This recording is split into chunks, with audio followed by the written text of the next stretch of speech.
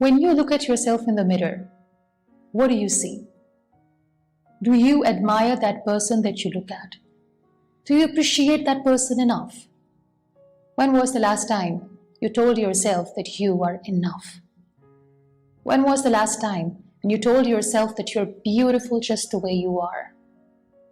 When was the last time you told yourself that you're strong because you never gave up? And if I asked you to name all the things that you love, how long would it take for you to take your name? The conversations that we have with ourselves when there is no one around, when we are looking at ourselves in the mirror, without filters, without makeup, just you with yourself. Those conversations are the most authentic, meaningful, profound, and life-changing conversations that you will ever have with anyone in your entire life. But here is the question. Are those conversations worth listening? Are those conversations meaningful enough? One of the most difficult things you will ever experience is to appreciate and admire yourself when you are at your worst. We all have been through those moments. I've been through that moment too, and I'll share that with you. I remember when I sat in the wheelchair for the first time and I looked at myself in the mirror. I hated that sight. It wasn't a blissful sight at all, because there was a time when I used to walk around, when I used to stand, I used to look at myself in the mirror and I used to say, oh, how beautiful. And then there I was, in the wheelchair for the rest of my life.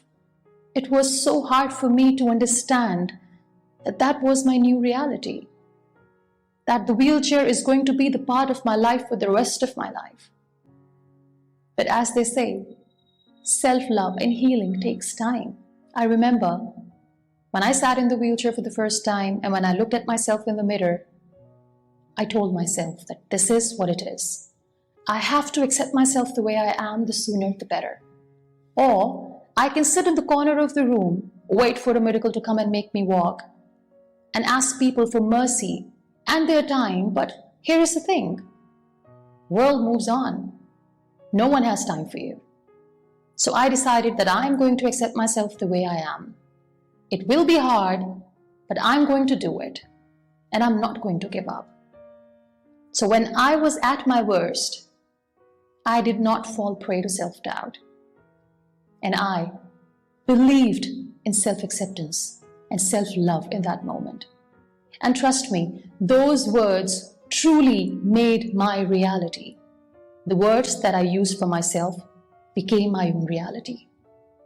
I've always talked about self-love, and a lot of people ask me that, how do you define self-love? I always say that love yourself, but don't fall in love with yourself, and there's a huge difference between the two.